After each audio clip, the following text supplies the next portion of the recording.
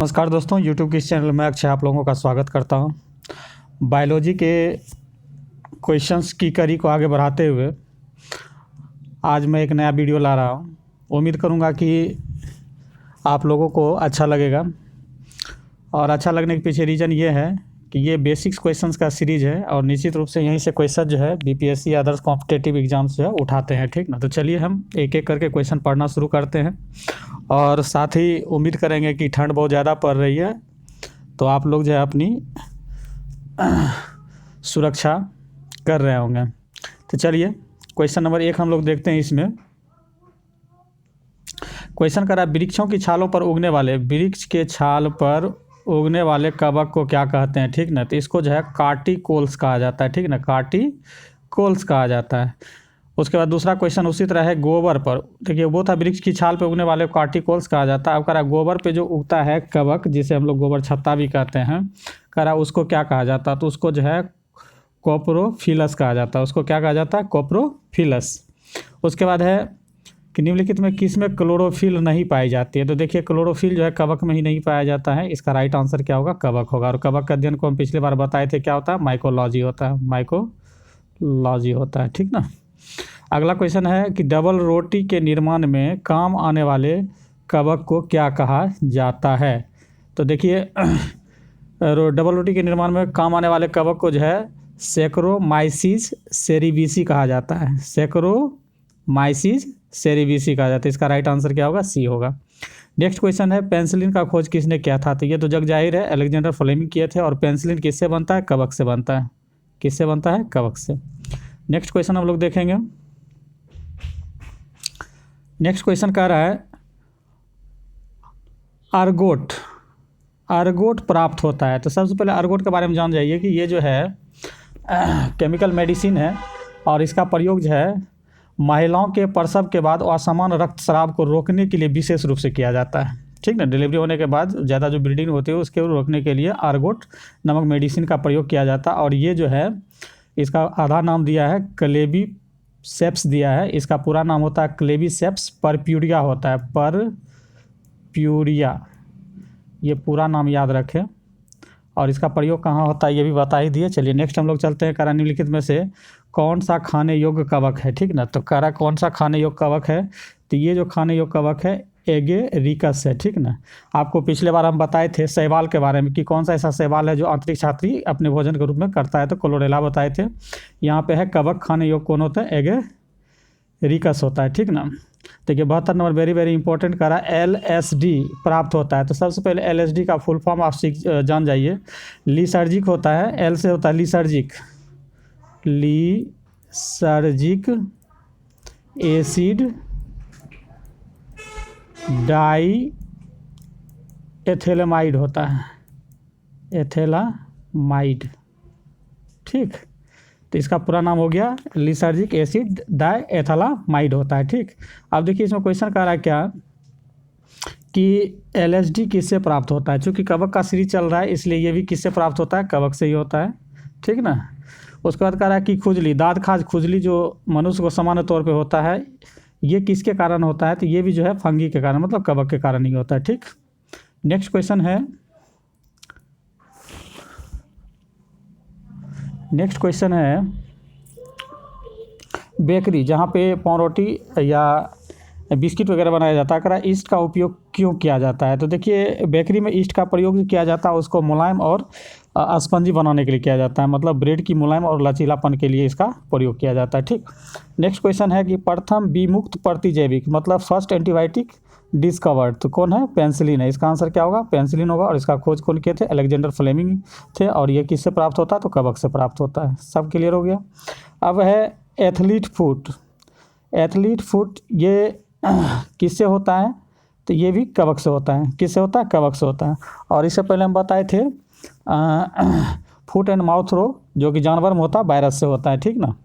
अगला क्वेश्चन है निम्नलिखित में से कौन सा एक ऐसा कवक है जो उच्च पादप जड़ों के बीच उपयोगी कार्यात्मक संबंध को दर्शाता है। तो इसका आंसर हो जाएगा माइकोराइजा। इसका आंसर हो जाएगा माइकोराइजा। अब कह रहा है कि लाइकेन जिन दो वर्गों के बीच मिलकर बनता है वो कौन सा है। तो इसमें देखिए शैवाल और कवक मिलकर क्या बनाता है, लाइकेन बनाता है। लाइकेन से हम लोग क्या प्रयोग करते हैं, लाइकेन से लिटमस प्राप्त करते हैं, और लिटमस से किसकी जांच करते हैं, पीएच स्केल की जांच करते हैं। नेक्स्ट क्वेश्चन है 79, वेरी वेरी इंपॉर्टेंट।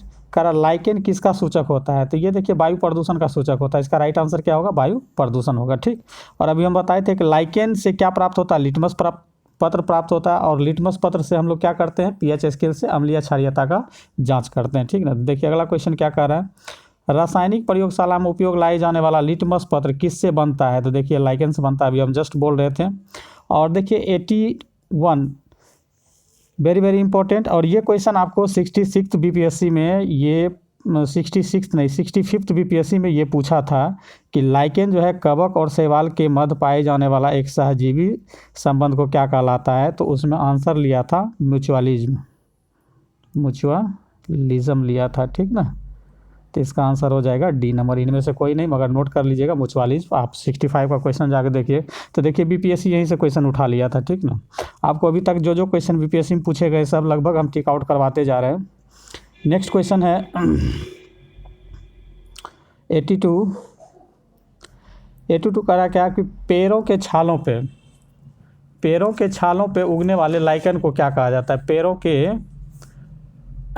छालों पे उगने वाले लाइकेन को, तो जिस तरह कवक को कहा जाता है उसी तरह इसे भी कहा जाता है, इसको कार्टिकोल्स कहा जाता है। क्या कहा जाता है, कार्टिकोल्स।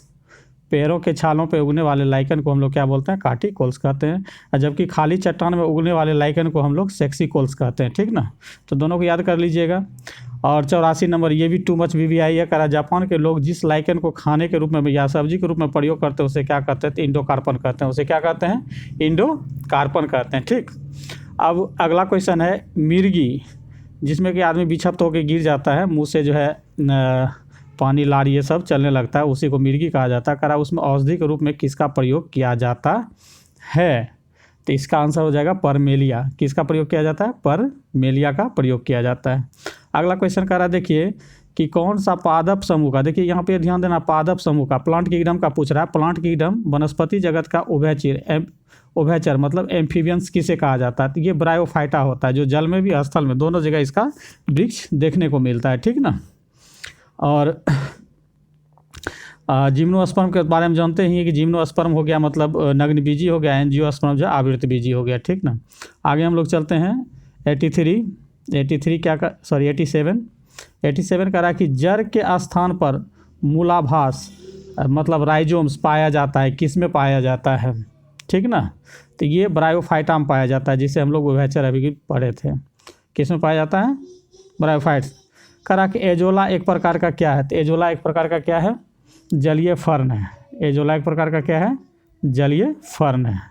चलिए 89 में चलते हैं।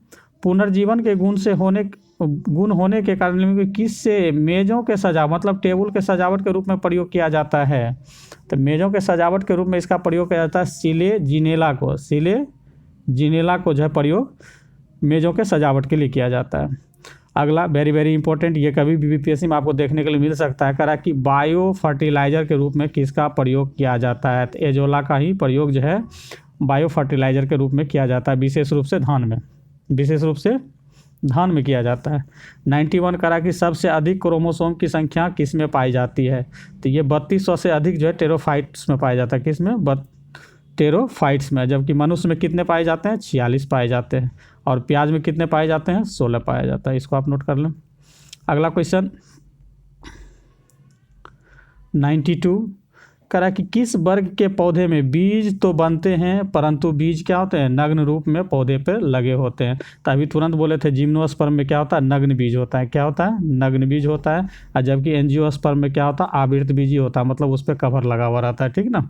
अगला क्वेश्चन कह रहा है संसार के सबसे लंबे पौधे संबंधित हैं, तो संसार के सबसे लंबे पौधे जो है यूकेलिप्टस किससे संबंधित है, ये आपसे पूछा जा रहा है। तो ये भी जिम्नोस्पर्म से संबंधित हैं, किससे, जिम्नोस्पर्म से संबंधित है। अगला क्वेश्चन है कराकनिमिलिक में कौन एक जीवित जीवाश्म है मतलब लाइविंग फॉसिल्स है, तो ये साइकस है, और ये सबसे बड़ा बीजांड भी होता है, ठीक ना। अगला क्वेश्चन है कोरेलाइड जड़ें पाई जाती है, कोरेलाइड जड़ें पाई जाती है, ये साइकस में पाया जाता है, किस में पाया जाता है, साइकस में पाया जाता है।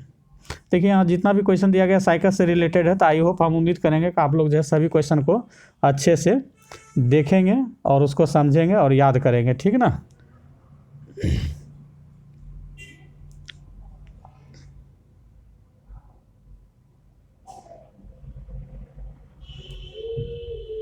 अगला क्वेश्चन कर रहा है सबसे बड़ा बीजॉन्ड कौन है। अभी तुरंत बताए थे ये कौन होता है, साइकस होता है।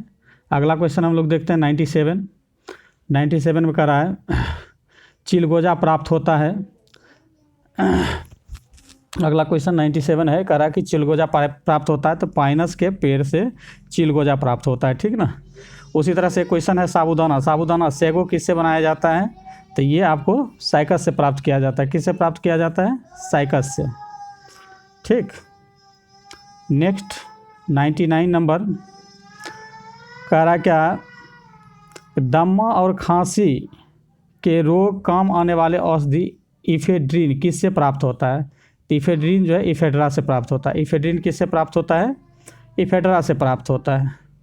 अगला क्वेश्चन है मूलांकुर के अतिरिक्त पौधे के किसी भाग से विकसित होने वाले जड़ों को क्या कहते हैं। तो देखिए मूलांकुर मतलब जब हम जमीन के अंदर जब बीज को रखते हैं उससे जड़ निकलता है तो उसे तो मूलांकुर जड़ कहा ही जाता है। उसके अलावे जो जड़ निकलता है, जैसे बरगद का पेड़ आप देखेंगे, बरगद के पेड़ में एक्स्ट्रा जो है लटकते रहता है जिससे प्रोप-रूट कहते हैं, तो उसे हम लोग हिंदी में उपास्थनिक मूल कहते हैं। क्या बोलते हैं, उपास्थनिक मूल। अगला क्वेश्चन है श्वसन मूल मिलती है। देखिए स्पेशल क्वेश्चन है, इसको याद कीजिए। श्वसन मूल मिलती है, जूसिया एक पौधा है उसी में पाया जाता है। किस में पाया जाता है, जूसिया में। अगला क्वेश्चन है डहेलिया की जड़ें होती है, तो डहेलिया की जड़ें जो होती है कंदील और पुलकित होती है, ठीक ना। ये भी याद करने लायक है, इसको भी याद कर लीजिए डायरेक्ट। अब आगे जो क्वेश्चन है वो ट्रेडिशनल बेस्ड क्वेश्चन है, ये सब आपको आना चाहिए, बेसिक क्वेश्चन में आते हैं। करा निम्नलिखित में से कौन सा एक जड़ नहीं है, तो मतलब आलू एक प्रकार का तना है, तो गाजर, शकरकंद, मूली ये सभी क्या है, जड़ है। उसके बाद करा स्तंभ मूल होती है।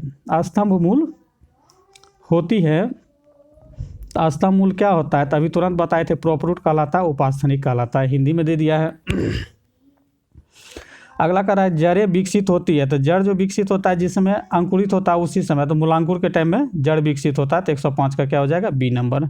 उसके बाद देखिए गाजर क्या है, तो अभी तुरंत बताए थे गाजर क्या है, जड़ है, तो यहाँ पर आंसर हो जाएगा जड़। नेक्स्ट क्वेश्चन कह रहा है कि निम्नलिखित जोड़ों में कौन सा गलत है, तो देखिए कुंभी रूपी, देखिए सलजम भी जड़ है, तुर्क रूपी मूली भी जड़ है, श्वसन मूल जो है मैग्रो पौधे होते हैं, तो इसका मतलब इसमें गलत कौन है, शंक्वाकार जड़ प्याज, इसमें गड़बड़ है, ठीक ना। अगला क्वेश्चन हम लोग चलते हैं 108 नंबर में। 108 में क्या कह रहा है कि श्वसन मूल, देखिए फिर से क्वेश्चन आ गया, श्वसन मूल किस में पाई जाती है, तो श्वसन मूल किस में पाई जाती है, तो राइजोफेरा में पाया जाता है। श्वसन मूल किस में पाया जाता है, राइजोफेरा, और जबकि ऊपर बताए थे जूसियाती। दोनों को एक जगह याद कीजिएगा तो आई होप ठीक रहेगा, ठीक ना, याद भी रहेगी।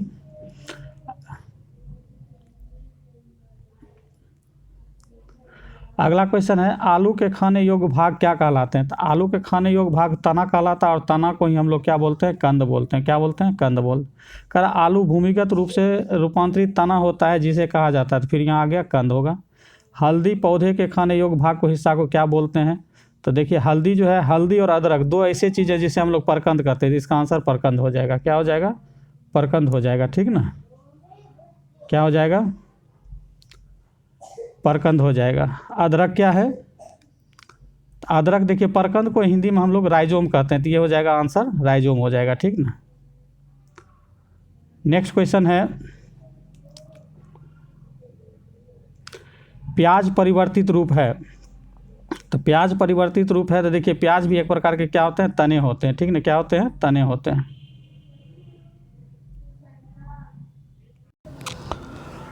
अगला क्वेश्चन हम लोग देखते हैं, तो 113 नंबर हम लोग बोल चुके हैं कि प्याज क्या है, तो ये भी एक प्रकार का क्या है, तना ही है, ठीक ना।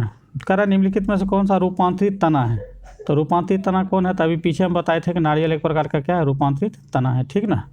उसके बाद 115 नंबर बोल रहा है कि फूल गोभी का खाने योग्य भाग क्या होता है, तो देखिए फूल गोभी का हम लोग क्या खाते हैं, पुष्पकर्म खाते हैं, ठीक ना, तो आंसर हो जाएगा डी। नेक्स्ट हम लोग चलते हैं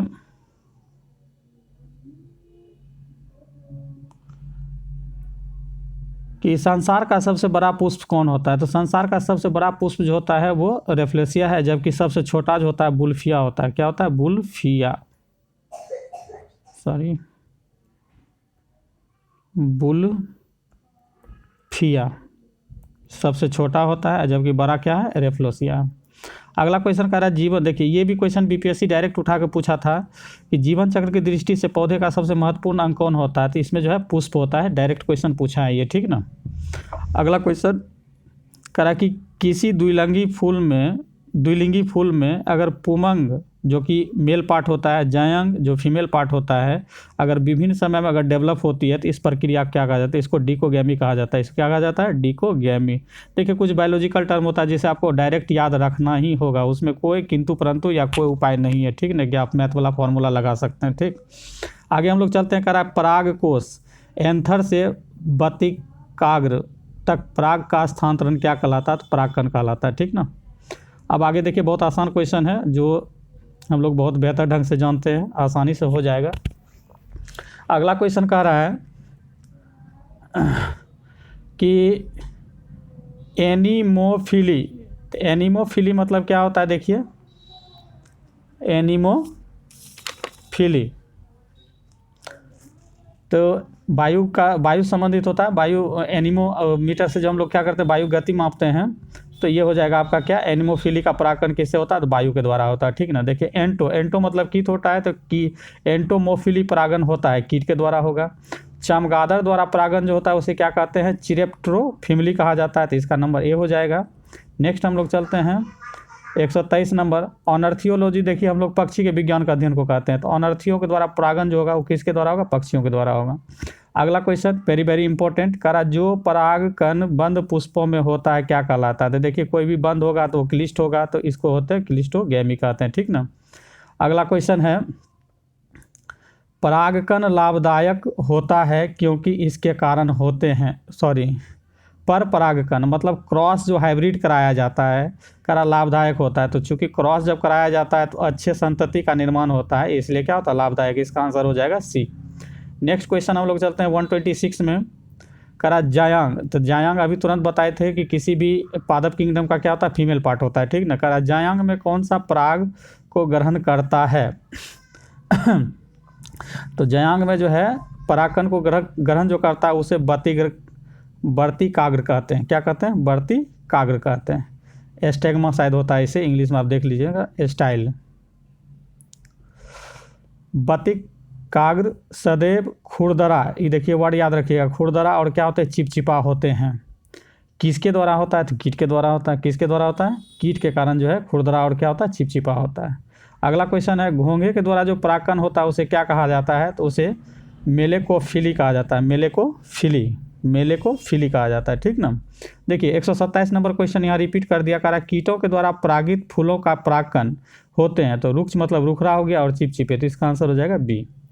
नेक्स्ट हम लोग चलते हैं, करा निषेचन क्रिया क्या है? तो निषेचन मतलब हो गया फर्टिलाइजेशन। फर्टिलाइजेशन में मेल फीमेल का जो है संयोजन होता है। तो करा कि नर का युग्मक अंडाणु के साथ क्या करते हैं? संयोजन करते हैं, तो उसी को हम लोग क्या कहते हैं? निषेचन, फर्टिलाइजेशन कहते हैं, ठीक ना। और इसका लास्ट क्वेश्चन है आपका कि बिना निषेचन के, ये भी बहुत ही इंपॉर्टेंट क्वेश्चन है, करा बिना निषेचन के एक अंडाशय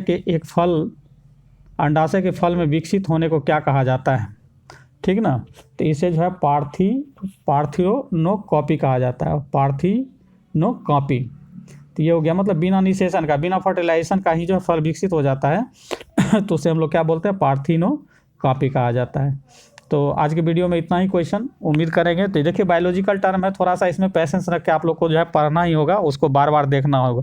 अगर इसको कंटिन्यू देखेंगे तो सभी वर्ड जो है जाना पहचाना लगेगा, और जब परीक्षा हॉल में जाएंगे तो आसानी से आप करेक्ट आंसर को टिक कर सकते हैं, ठीक ना। तो इसे मोर टाइम्स देखें, मोर टाइम्स सुने, ठीक ना। जितना ज़्यादा आप रिवीजन करेंगे उतना ही ज़्यादा आपका कॉन्फिडेंस लेवल क्या होगा? ज़्यादा होगा। चलिए आज की वीडियो में इतना ही, तब तक के लिए जय हिंद, जय भारत।